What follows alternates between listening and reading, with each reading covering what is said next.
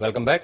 અમદાવાદમાં જમીન અને કન્સ્ટ્રક્શનમાં રોકાણની લાલચ આપી કરોડો રૂપિયાની ઠગાઈ કરનાર એક ઠગ દંપતી સહિત 3 આરોપી પકડાયા છે. આ કેસમાં અત્યાર સુધીમાં 41 કરોડથી વધુની છેતરપિંડીની ફરિયાદ નોંધાઈ છે. જ્યારે ભોગ બનનારાઓના આક્ષેપ મુજબ આરોપીઓએ 400 કરોડથી વધુનું કૌભાંડ કર્યું હોવાની શક્યતા છે.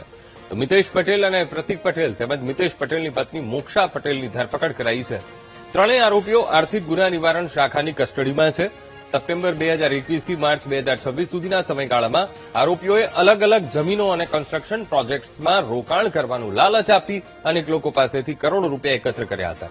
ભોગ બનનારાઓમાં એવા લોકો પણ સામેલ છે જેઓ દુબઈમાંથી અમદાવાદ સેટલ થવા માટે પોતાની સંપત્તિ વેચીને રોકાણ કરવા માટે આવ્યા હોય. 50 થી વધુ લોકો સાથે આવી છેતરપિંડી કરવામાં આવી હોવાનો આક્ષેપ થઈ રહ્યો છે. આરોપીમાં મિતેશ ભરતભાઈ પટેલ જે પામગોરીના ફાઉન્ડર છે, એ આખા ગ્રુપને લઈને ચાલતા હતા. બધા ઇન્વેસ્ટરોને, સગાવાલા, મિત્રો બધાને સારી સારી જગ્યાઓની અંદર ઇન્વેસ્ટનું કરાવતા, રોકાણ કરાવતા હતા. બધા રોકાણ કરતા અને પછી જયારે હિસાબ લેવાના થતા તો એ નવી નવી વાર્તાઓ કરતા અને બધાને એમનો હિસાબ કોઈ આજ સુધી મળેલો નથી. આવી નવી નવી યોજનાઓ લાવતા કે આ સ્કીમ પતી પછી કે બીજી સ્કીમ.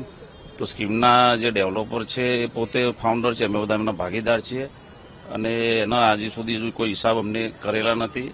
કે અમારી સ્કીમ, નવી સ્કીમ મૂકીએ છીએ પામ ગ્લોરી 4 કરીને. એમાં તમે રોકાણ કરો, તમને સારામાં સારું વળતર આપશું અમે, બરોબર. એમાં મેં એમ કીધું કે ઓનલાઈન ઓન પેપર મને રાખો.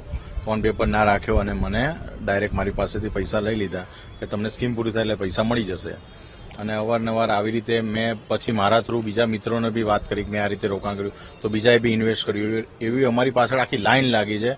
કોઈને ઓન પેપર રાખ્યા નથી, બધા પાસેથી પૈસા લઈ લીધા. એમને 1 રૂપિયો બી વળતર આપ્યું નથી. અમે અમારી જિંદગીની બધી કમાણી એમને આપી દીધી છે. મારી જગ્યા બતાવીને એમને ખોટું વાઉચરની રજૂઆત કરીને ત્યાં આગળ આપ્યું અને આખા વાઉચરમાં સહી જ ખોટી હતી અને બધું ખોટું હતું અને ત્યાં આપ્યું અને સામેવાળા જોડેથી રૂપિયા લીધા છે. અને જાણ થતા આપણે અહીંયા એમના જોડે મીટિંગ કરી કે ભાઈ આ બધું શું છે, તો કે જે પણ એન્ટ્રી હોય કે ગમે તે હોય એ આપણે સુલટાઈ દઈશું. પણ વર્ષ જતા ગયા એ સુલટાવતા નતા અને આવી રીતે પછી વાઉચર જોયા તો વાઉચરમાં તદ્દન સહી ખોટી.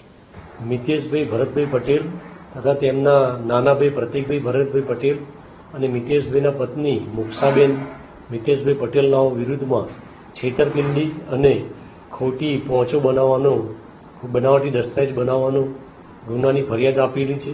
તે અનુસંધાને આ ગુનાના કામે મિતેશભાઈ, ભરતભાઈ અને મોક્ષાબેન 3 આરોપીને ધરપકડ કરવામાં આવેલી છે અને હાલમાં આરોપીના રિમાન્ડ મેળવવાની કાર્યવાહી ચાલુ છે.